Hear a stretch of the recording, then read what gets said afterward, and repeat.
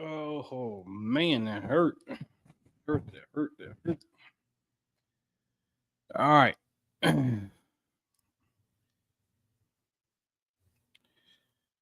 right, what we doing?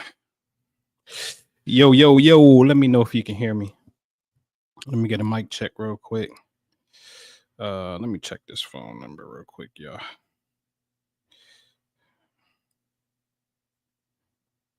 285. That's what I thought. Um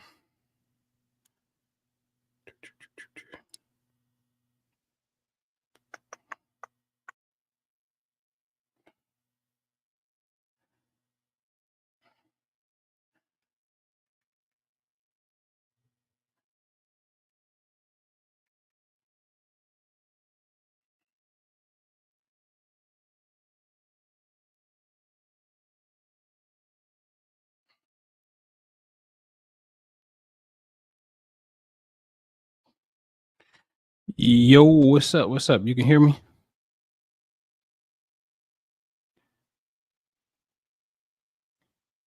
Man, something I feel crazy. Yo, what's up? What's up? The Beyond name. What's up? Let me know if y'all can hear me though. Where's my at symbol at?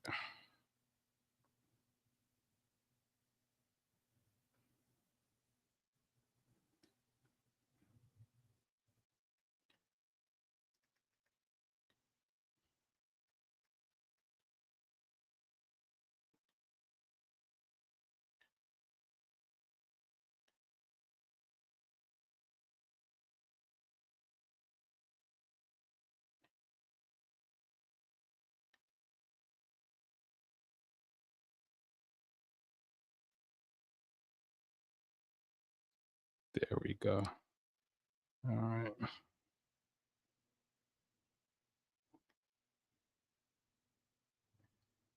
Oh, it's not in row. Is there? Oh, you can't. I can't.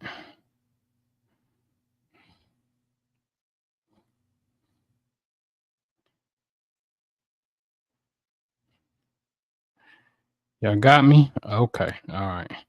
Give me 1 second, y'all.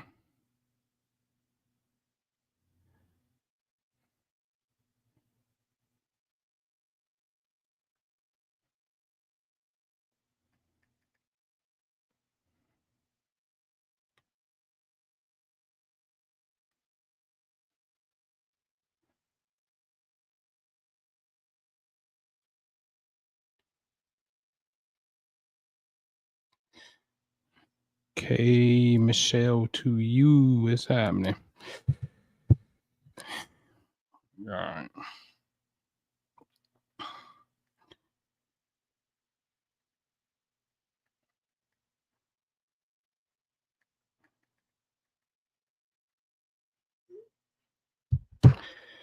All right. Closer.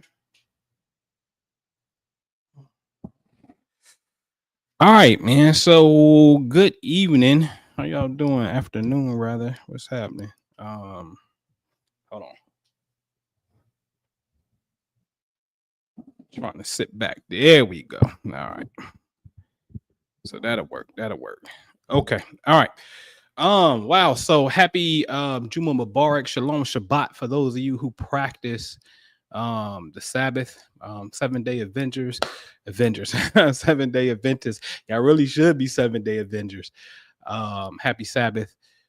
Everybody else, Hotep, Black Power, peace, and all that good stuff. What up, though? But happy Friday to you, beautiful day. Those of you in the Patreon, be on the lookout. Inshallah, tonight at 9 o'clock, I'm gonna come back and give you the correspondence that quick from our full moon visualization that we just did. I'm gonna show you how it showed up literally that fast. Very, very, very, very, very funny how it did as well. So be on the lookout in the Patreon for that. I'm gonna do a pop-up thing tonight at 9 p.m. Eastern. I guess you can tell I don't have no life, I guess, because it's Valentine's Day. You know what I mean? Like, bro, what you doing? Valentine's Day, I'm gonna be out. All right. But nevertheless, I'm gonna drop it in there. So Yeah, let's get this party started here. You know, there is a verse in the Quran that speaks of the angels and the spirit ascend unto him in a day, the measure whereof is as if 50,000 years. And this is the very interesting thing because you're saying that the angels are ascending as if they're not where you're at. One, two, you said in our time is 50,000 years. Ooh, okay. All right. So then the question will be that's not infinity. Think about this. 50,000 years is not infinity. That's just the distance that it takes from our time perception. So then the question is, well, what the heck is 50,000 years? Or where is 50,000 years? Where is this destination? Because you're giving us a fixed coordinate through basically distance in time, 50,000 years in our time. That's how long it will take to ascend. That's the destination. So when you understand time, right, then in distance, the only thing we really missing is speed, right? But that's really irrelevant because you gave us time and you basically gave us a distance. And since you said ascend to us, we're going to assume that you're talking about ascend from the earth. So therefore, really, you're giving us an astronomical coordinate. Oh, I'm bringing back the original Islam, the original Dandada. All right. Now, the Quran is interesting, and these are just a few verses or a few chapters. You got chapter 91, Shams, which is the sun. That's a fact. Look it up. You can look at chapter 54, Al Qamar, which is the moon. One of my favorites, chapter 53, is called the star, right? Al Namj. And then chapter 85 is called the big stars. Some people say the constellations or the towering stars. All right. And that's in chapter 85. So, what's up with this? These four chapters alone are telling you that the Quran is dealing with some form of astronomy. You keep giving us references to celestial bodies in space. Okay. So, let's go through a couple. One, when you're dealing with the sun, chapter 91, as we just saw, I know that when we're at the perihelion in January, we are 91 million miles away from the sun. That's when we're the closest. Perihelion means simply meaning west when we're the closest to the sun. 91 million miles. But chapter 91 in the Quran is the sun. So you know what that tells me? That tells us that you knew we were going to use a measurement called miles. Yeah, you knew that. In fact, if we open up a window, let's see. Let me see real fast. When was miles um discovered? The Romans invented the mile as a unit of measurement thousands of years ago. The English standardized the mile in 1593. Okay. So they say the Romans invented it 2000 years ago. So even if you had a knowledge of what we were using, if it's the same measurement, then you gave us the precise coordinate of or the distance of the sun by putting it in the chapter number that corresponds to the topic, the sun, right? So that's one. I also note, and I'm gonna show you later that on in January, the Earth is passing in between Sirius and the Sun. And truth be told, this is the only time of year that the Earth is in perfect alignment with Sirius. That's important, okay? Because in the chapter called The Star, the Quran says that he is the Lord of Sirius. That's what it says. That's what it says. This is in chapter 53, verse 49. Now, I say, well, that's ironic too, because what exactly is the orbital period value of Sirius, the binary system? Look what somebody put down. They said, my textbook, An Introduction to Modern Astrophysics, second edition, which is published by Cambridge University, mentions the orbital period is 49.9 years, but Wikipedia got it at 50. So in the astrophysics book at Cambridge, they said, nope, the orbital period of Sirius is 49.9 years. So you see why people can round it off to 50, but it's 49 years. But it was verse what? 49, in which the Quran says Allah said he is the Lord of Sirius. You see this? You see this? Okay. So the Quran knows this. And I'm talking about nailing this thing. All right. So then I remember last year, I was like, man, I wonder, does the Quran have knowledge of 360 degrees, though? I wondered this. So when you take 360 degrees in a circle calculator and put that as the circumference, which is the circle, look at your radius, 57, and look at your diameter, 114.59. Okay. So the diameter cuts straight through the circle, and then the radius is half diameter. Hence, 57 is half of 114. Okay. I said, get out of here. Because 114 is the total amount of chapters in the Holy Quran. And it ends with verse 6. But the diameter is 114.59. So technically, you can say 114.6.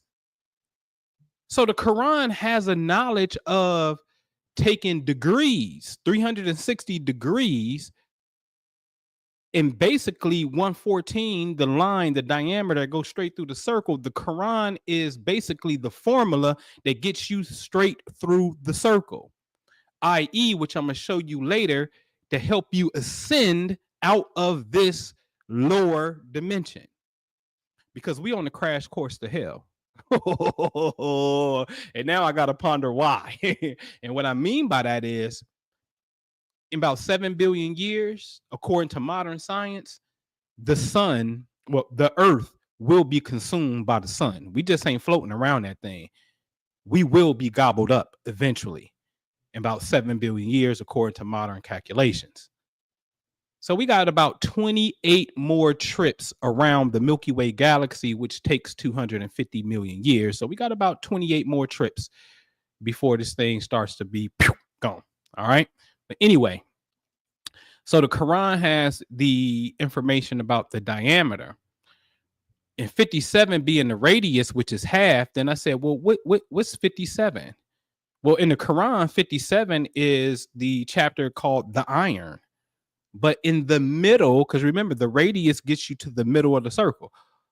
But in the middle of the earth, because the earth is 360 degrees, but in the middle of the earth is iron.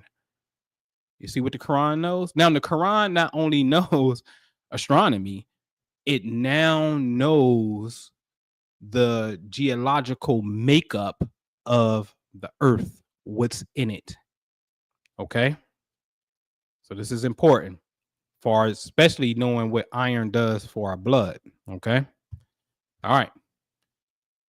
So we're here literally as a solar system. We're here around what's called Orion Spur, floating around this galaxy. What I said take 250 million years to complete. Okay. And it's a very interesting verse that says, God created the heavens and the earth in true proportions. Verily, in that is a sign for those who believe. So once you understand where you at, right? The heavens, that is a sign for the believers. We not supposed to be believers from the Quran standpoint. You're not really supposed to be a believer. Well, a part of our belief is we should understand the proportions of the heavens. Let me say it that way. Okay. All right. So before the Big Bang, the Quran says this: do the disbelievers not realize that the heavens and earth were once one mass? Then we split them apart and we created from water every living thing. Will they not then believe? So this is saying, hey, we had this thing as one mass, but we blew it up. Some translations say, rent asunder. We or tore apart, right? We blew it up. And that began this aspect of our solar system and our Milky Way galaxy, which happened about 13.8 billion years ago. Okay, which I'm gonna get into this. So the Big Bang is about 13.8 billion years ago, and far on the right hand side, you start to see the aftermath of the bang, which is what? Our galaxy, our solar system inside of the galaxy and whatnot.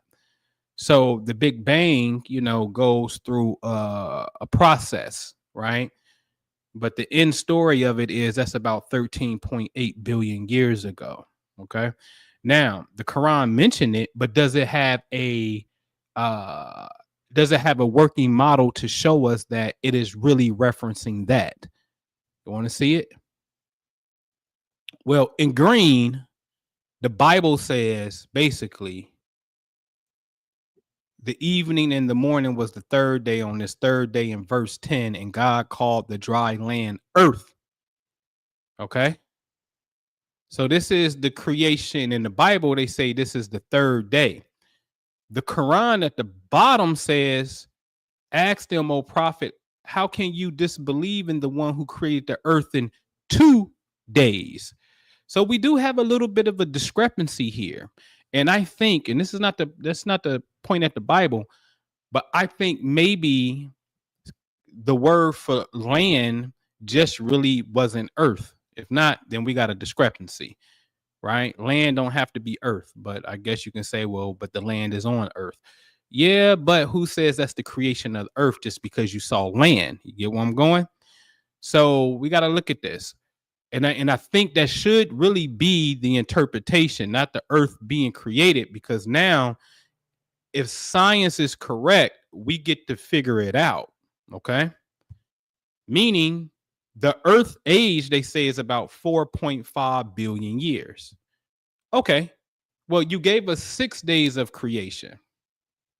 So if we take 13.8 billion and divide it by 6 days or 6 periods of creation, that's 2.3 billion per day or per period. Okay. So each period in the creation story is a period that represents 2.3 billion years. Okay. So it's just simple math, right? Okay. Now let's do it. If the Bible said it was the third day, then 2.3 billion years per cycle, per age, or per period rather, times 3 days, that makes the earth 6.9 billion years old. That doesn't fit what science have. But the Quran says it's in 2 days, and that fits exactly what science has. Again, I'm not saying the Bible's incorrect.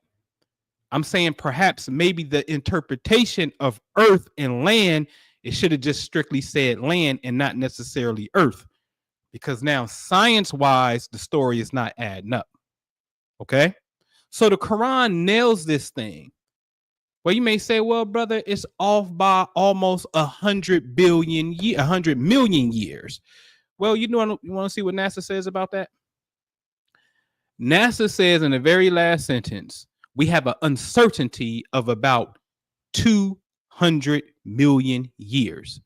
So out of 13.7, 13.8 billion years, you're only off by 200 million.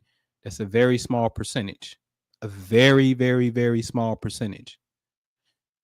So they say they off by maybe 200 million years. The Quran, as we just saw, is not even off a whole 100 million. Very interesting. Very interesting. Because now the thing that I be in awe about is, well, this group of peoples, Muslims, they were not necessarily literate, competent, mathematical people. You know what I'm saying? They were quite ignorant, to be honest with you, meaning don't know, right? So now where is this information coming from? Becomes the question. So if we run and we accept the story of Revelation, that it came from divine, something that was just otherworldly in a sense, right? You might be on to something here because you have information pertaining to this reality, right? Just coming to this group of people who we call Arabs, that's, you know, ignorant, illiterate, and whatnot, but you come in with some mathematical, precision here, right? All right. So they said the angels and the spirit ascend to him in the day, the measure whereof is about 50,000 years, right? They say, I said, okay, what are you talking about? Well, ladies and gentlemen, this right here is our Milky Way galaxy. And to me, this is as close, I believe, we can get as God's view in space. You see where it says sun, we just a speck in that side, in the arm of the Milky Way galaxy. But even this doesn't really do us no justice, because if you in a corner, you can't be in the corner as God, because that means you boxed in. What's on the other side of the wall if you boxed in? But let's just say space is infinite, and this is just God's viewpoint of looking at us when looking at us. How else can you size it up? But again, they talking about 50,000 years, right? Okay. Well, ladies and gentlemen, there's something called the Sagittarius Dwarf Galaxy. It looked like pixie dust. I said, oh, God, it's Tinkerbell. And it swoops in and over our Milky Way galaxy. So our Milky Way galaxy has a binary galaxy. There's another galaxy called the Dwarf Galaxy. The Sagittarius Dwarf Spheroidal Galaxy is literally circling above our galaxy, around our galaxy, and sometimes through our galaxy. Okay. Now, this is another rendition of what it looks like. Okay. So it goes around us, through us, over us. It got us all looped in. Here's another rendition of what that looks like. You will see our sun over there by the center bubble of the Milky Way galaxy, but it's going around us in every direction. Okay. Guess what? According to current astronomical research, the Sagittarius Dwarf Spheroidal Galaxy likely played a significant role in the formation of our solar system, as repeated collisions between it and our Milky Way galaxy are believed to have triggered major star formations, including the one that created our sun around the time of its formation, roughly 4.7 billion years ago. Remember, we're 4.5 years old for us billion. The sun is older than us, which is 4.7, which is about 200 million years older than the Earth. Okay? But they're saying our entire solar system potentially comes from the crashing or the intermingling, the real yin yang of galaxies having sex with one another.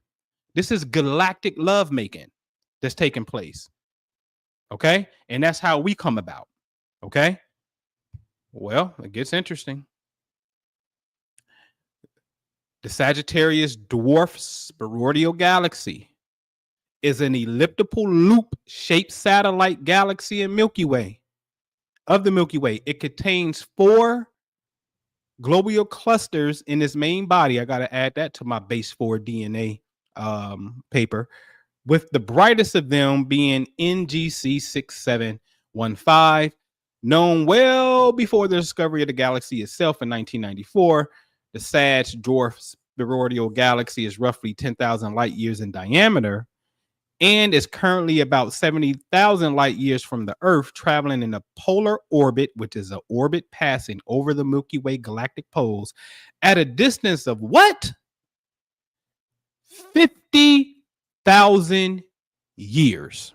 Man, I drop the mic. Drop the mic. Y'all see this? You're saying that our whole creation came about from the the dwarf galaxy Sag interacting with the Milky Way galaxy is how we come about.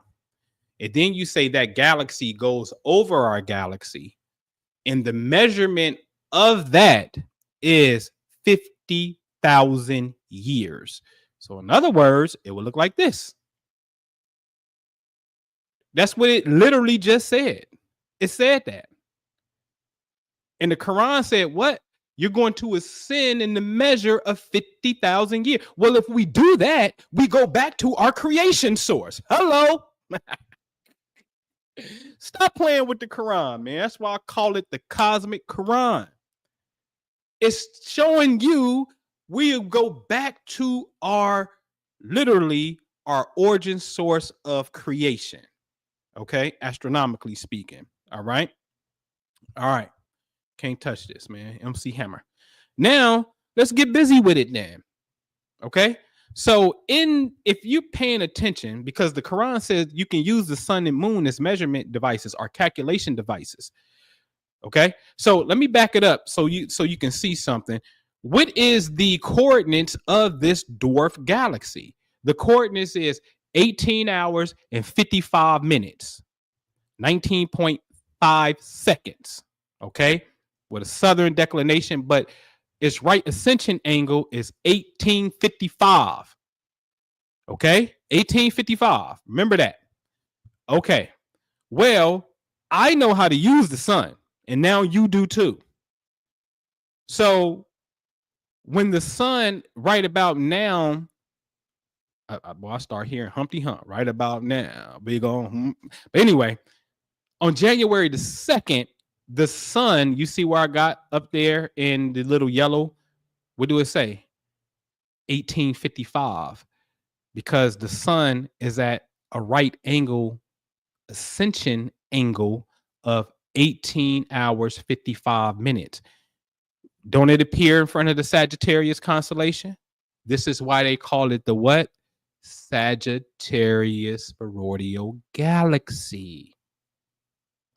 So on January the 2nd, the sun has this right angle ascension that aligns us with the Spheroidal Galaxy, which said 50,000 years above our galaxy is the time. But isn't January the 2nd around that January perihelion? Didn't I show y'all that? Here it is again. On average, the Earth reaches the perihelion when it's closest to the sun around what? Early January. The exact date varies slightly each year due to the Earth's orbital path, not perfectly aligning with the calendar year, but it typically falls around what? The 3rd of January. We just saw it's lined up on January the 2nd, just basically 24 hours in some cases. Because the Earth is not going in a perfect circle, it can line up on January the 3rd. How about that for mathematical astronomical precision? This is why I said leave the new year alone. Our new year is an Egyptian civil calendar anyway. It takes you back home. I think my next joint I'm going to do is America is Egypt, and we don't even know it. America is Egypt. Okay? So now this lines up perfectly. Okay. But in the Patreon, you know that, wait a minute, this was still the days of light, right? We had the whole Syrian thing going at that time because this was when the earth is in front of Sirius. Okay. Now, again, I said the earth is in front of Sirius. You may not believe me, but I'm going to prove it to you astronomically. You see Sirius at the bottom coming up, the dog star. You see where the arrow is, and I got that yellow highlight where it says right angle declination on date. What do it say? 6 hours and 46 minutes. Okay, 6 hours. Well, this is where you got to go to military time. 18, because the Spear Galaxy was 18 hours 55 minutes. But 18 and 6 is 6 a.m. and 6 p.m. So Sirius is 6 a.m. The Sporoidal Galaxy is 6 p.m. You understand that? Okay. So when you see on the perihelion around this time, the Earth is perfectly in alignment with Sirius. Okay. Because the Earth is always, the sun is always in front of the Earth at some type of distance. Always. Always. So if we go back to the wall clock model, if we say December, well, the sun would be in front of the 12. That would make the Earth where? At 6 o'clock. The 12th month is December. The Earth will be at 6 o'clock. So the whole wall clock, the whole wall clock is a model of the 12 months in a year, the 12 constellations that we experience within the month. The month ain't nothing more than a constellation. We start them at different times, but it's nothing more than a rendition of the 12 zodiacal signs. Okay. But anyway, 18 and 6 are the same thing, but diametrically opposing each other. Because 6 a.m. is 12 hours later, which is in opposition, 12 hours later, straight line across. Okay. So therefore, if the Spear Galaxy is located at 1800 hours on its coordinates, then straight across from there will be 600 hours, 6 a.m. And that's the location of Sirius. So Sirius is in opposition to that, or in a straight line with the Spear Galaxy. How about that? Sirius is in a straight line with the Spear Galaxy. This is why when you go here and you can kind of see, you can see that band of light by the dog. You see that little band of light? That's the Milky Way galaxy. Orion sits right there as well, which is very interesting. Here's a bonus. The 3 pyramids we know are built in reference to Orion's belt. But those stars in Orion belt sits at that blue line, which is called the celestial equator. The celestial equator just say meaning if we were to go straight off the earth and don't go up and don't go down, we'll run directly into Orion. Okay. That's what that means. So they built the pyramids to be a reflection of the celestial equator. That's how we was getting down with this science. Okay. But that band of light is there. Okay. So which we can see when we go back a little bit, look at Sagittarius. That's where it's the brightest. That band of light is right there by Ophiuchus' leg. You see that band of light? Where that band of light goes through, if the zodiac is a wheel, if our constellations is a circle, right? Then the other side of it is right here by Sirius. And that's why he said, I am the Lord of Sirius. You get it? Okay. Now, let's do this. In chapter 97 of the Quran, the night of power, this is known. They say this is the night in which the Quran was revealed to the Prophet, peace be upon him, right? So indeed, we have revealed it, the Quran and the night of power. And what will explain to you what the night of power is? The night of power is better than 1,000 months. Therein descends the angels and the spirit by Allah's permission on every errand, then say peace continuously to the rise of the morning. But here's the thing, ladies and gentlemen. There's no clear consensus on exactly what date was the night of power when the prophet received this revelation. So they estimate and say, well, it's the last 10 days of Ramadan, which, by the way, Ramadan means hot month. But Ramadan is about to come up in about 2 weeks, and it's February, and it's not hot because their calendar got changed and it's off. Got to say it. It's just the truth. It is absolutely off from the time of its revelation. Now, there's a positive thing about this, but I know that's not the intention on why it got changed. It got changed. Okay. And when you don't add in basically the leap days for a leap year, then the calendar is going to keep drifting. But if you add every 4 years, if you add a day or so, then the calendars stay in the same pocket. This is why the Jews use a lunar calendar, the Chinese use a lunar calendar, and they always stay within the same pocket. They're not floating all over the place. And this is a very, very, very interesting thing because the Quran is playing by astronomical points. It's clear. And so when you lose that, you start to lose potentially what the night of power is. Now, hold on. Because to understand the night of power, you got to go back to chapter 86, which is the night visitor. Now, think about this. 11 chapters later, you're going to give us the night of power, but you don't tell us what the night of power is. But there is another chapter, 86, that says the night visitor. So maybe there's a clue inside of the night visitor that could be connecting to the night of power. Okay, hold on, because it's about to get interesting. So in this surah, it says, in the name of Allah, the gracious, the merciful, by the sky in Al-Tariq. But what will let you know what Al-Tariq is? The piercing what? Star. There is no soul without a protector over it. Let man consider how he was created and start talking about how he was created, which I find interesting. Why are you talking about stars in our creation? What that got to do with anything?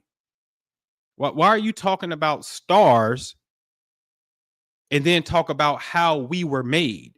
So now I got to ask a question. Are we made from the stars? Well, science says yes, we are. Man is absolutely made of stardust. The elements in the universe, hydrogen, man has hydrogen, you have nitrogen, you have carbon, you have these elements that are in stars are inside of you. Now, are you linking our creation to a specific star? Becomes another question. Because earlier you specifically said you are the Lord of Sirius. You didn't say you was the Lord of Betelgeuse. You didn't say you was the Lord of Regulus, Antares, Formaldehyde, Alpha Hat. I mean, we can go on and on and on. Antares, like we can go on. There's a whole bunch of stars in the heaven. You specifically pointed that one out. Well, I get it because that is the brightest star in all of the observable universe for us. So I get why you would point that out. But is there a connection besides it being its brightest, which I should have put in here because the Dogon of Mali, who accepted Islam, has a very rich knowledge of in history and customs surrounding this particular star, Sirius. Stop playing with the Africans, okay? So the night comer, you're talking about a star, but it don't say what star, but it tells us the star, ladies and gentlemen, because remember the night comer is in chapter 86. What is 8.6 light years away from the earth? Come on, man. Holla at me. Holla at me. Stop playing with the Quran. Stop playing. That's why he said he the Lord is serious. You see all that? It's 8.6 light years away from Earth, which 86 also happens to be the numerical value of what? Elohim. Elohim. It ain't even Elo. And I'm not being funny when I say that because I understand how to read Hebrew. Alhim. Where's the O? There's no O. It's Elohim. Elohim. In im is plural. So when you take that off, you only left with ALH. ALH is what? Allah. And I told you in Hebrew, Allah means, or Elohim means the combining of forces. That's what it says. The combining of forces. And then when you slice it and take the im off, which is plural, for masculine, which means they, and this is why the Quran and the Bible, it'd be like, and we created the heavens and earth. In the Bible, it says the man has become one of us. Whoa, who you talking to? What you mean? So im is plural, and Allah in the Hebrew means these. These. So these combining of forces is what it's talking about. So the Bible and the Quran is really trying to get us into cosmic consciousness to understand how that corresponds with the composition of who we are and how to dial in ET phone home, because the angels is going to be descending and the angels is going to be ascending. You understand that? I showed you that the Milky Way galaxy in my presentation called God is a Radio. The Milky Way galaxy is 26,000 light years away. But 26 is the number of Yahweh, which is Jehovah. You see what I'm saying?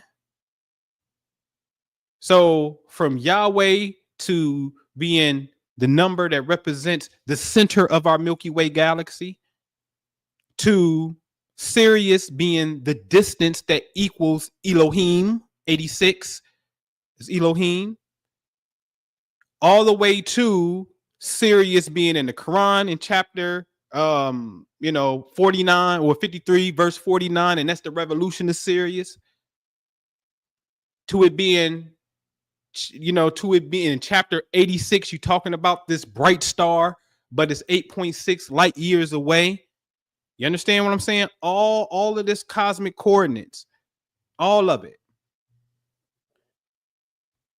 for us to understand how to tap in. So, hey, y'all in the Patreon, man, salute to y'all. For real, for real. Because now it's a matter of really doing the work. And the work is, man, divine communication. Your prayer, your meditation, whatever it is that you want spiritually, being connected with that routine. My job is just to size it up. Hey, it's right there. This is what it means. Now, this is what I do. If you want to do what I do, that's fine. You know what I'm saying? But hey, if you got a routine, I'm just saying, anchor that thing inside of this right here. Because there's numerous verses in the Quran that be like, I swear by the setting of the stars. I swear by the moon. He's doing a lot of swearing on planets and celestial bodies. You know what I'm saying? What's that about? Right? So, that's it, man. That's all I wanted to show y'all today. Again, inshallah, next week I'll be sharing some more. But we know I already got a whole calendar out for the year. Those of you, it's Valentine's Day. Happy Valentine's Day. You got the Venus bath, right? I don't mind sharing that in public. The Venus bath is when you really should be bring your flower game in the house. And you take baths with, flowers, rose oil, essential oil. You just make it as therapeutic and sexy as possible. There's a reason why it's Valentine's Day when you understand the cosmos. Okay. Um, and sidebar and leave Black history alone. It should be where it is. It's divinely perfect where it's at. All right. But anyway, but the Venus bath, you practice that when you see it on the calendar. And today is obviously Valentine's Day, so you really want to get in on that. All right. It's I don't want to say channel, but for lack of a better word, channeling the energy. Because it's there. I've already showed you that science has already shown that we are affected by sunlight. Sunlight regulates, our hypothalamus gland, the chemical maker in the brain, has a direct relationship with the sun. Okay. So we are cosmic beings, whether we want to admit it or not, we are and whatnot. So when I lay out the calendar, it is for, those purposes of alignment. There's a night of power and there's days of power. I call them nights of light and the days of light. Now, let me say this, right? Let me say this. And I'm just going to pose it as a question. I got about 12 minutes before I get out of here, right? Here's my question. If it is clear that the Quran has a measurement of our 360-degree circle, it is clear that Sirius is absolutely the chief star of stars because it's the only one that the Quran is choosing to say, hey, I'm God over this. So that's your seat of power. Your throne, that's the celestial throne of power, is Sirius. Okay. Now, from what I seen through running AI calculations to convert the revelation of the Quran to Prophet Muhammad, that puts us in August in the year 610. I think it was 610 if I'm not mistaken, but that puts us in the year, that puts us in August. Again, Ramadan means hot month. August is absolutely a hot month. There's something happening in August with Sirius. I'll show you. Give me a second. Let me go load up the program. And see, we're gonna stop playing. We're gonna have to set the record straight, because if these things are based off of celestial coordinates, then we can be out of rhythm. Now, I'm for it to be every day is a holy day. I'm with that. I am. The slight problem is, though, there are 4 days in a year that do something that no other day do. So you can't necessarily ignore celestial points just because you say every day is a holiday or every day is God's day. It is. But the Quran specifies that the number of months according to Allah is 12, and 4 of them are sacred. And I'm going to tell you, the 4 months that they have are not sacred. And I'm going to have a question. I'm going to have a question about something. If stuff is off, it's just off, man. Damn, tell the truth, man. Hey, I hate when people get sick. Just tell the truth. Okay? Now, hold on. Watch this. Watch this. We're going to go to August. Let's go around the 9th. Let's come to the east.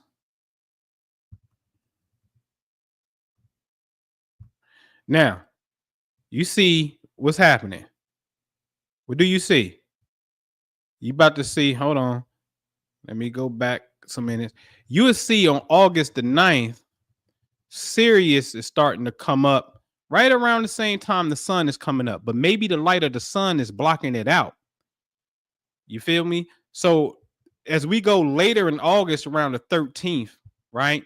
Then it's a good chance that Sirius comes up before the sun comes up.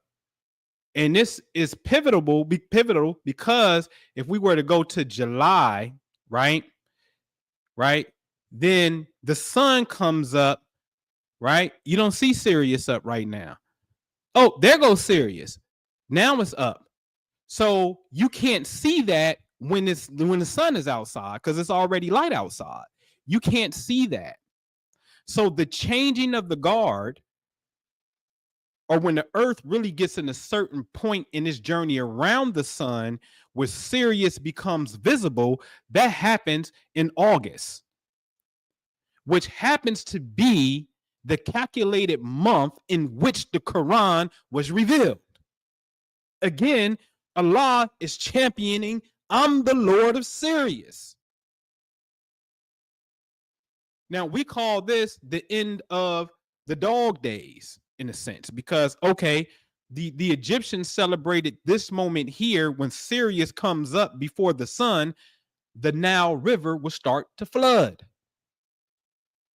This is a well-known established fact. When this happens, this comes up before sunrise, watch the Nile River start to flood. And then they say, oh, this is the beginning of our Syrian year. Let's get busy. It's not our lunar year. It's not our solar year. This is our Sothis year. Okay? Same month, the Quran is revealed. Right? So if you're doing Ramadan here, okay, it got some astronomical significance. But if you do Ramadan all the way in February, like, yo, what we at? What's going on? What happened? And then next year be early in February, and then eventually it's going to be in January, then eventually it's going to be in December. You going all over the place. The Quran gave us fixed point coordinates. 50,000 years is what it said. That's what it said. Right? So here's my kicker. Watch this. In the current Muslim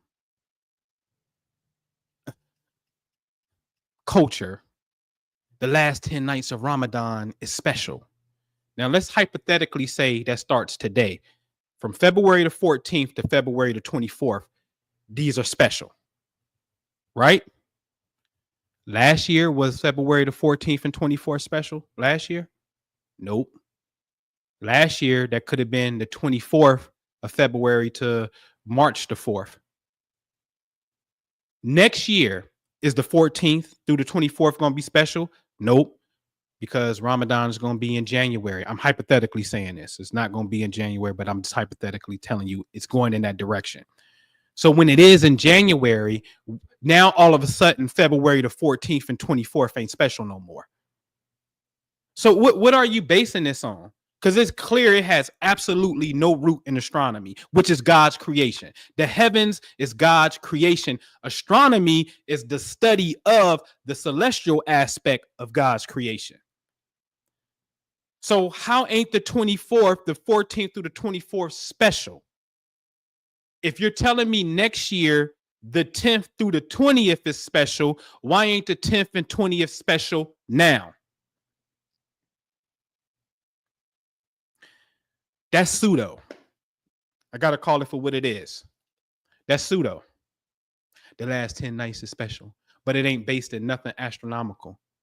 Meaning, you say, well, this is our 9th month in the last 10 days of our 9th month, but your 9th month starts in February. It then starts in January. Then it starts in December. So it's arbitrary. It's not at a fixed point. So how are these last 10 days special? You get what I'm saying? So I'm here to share the fixed gate because creation is measured. The Quran shows us that it has a knowledge of 360 degrees. Within that 360, there's things that you do within that. Okay. All right.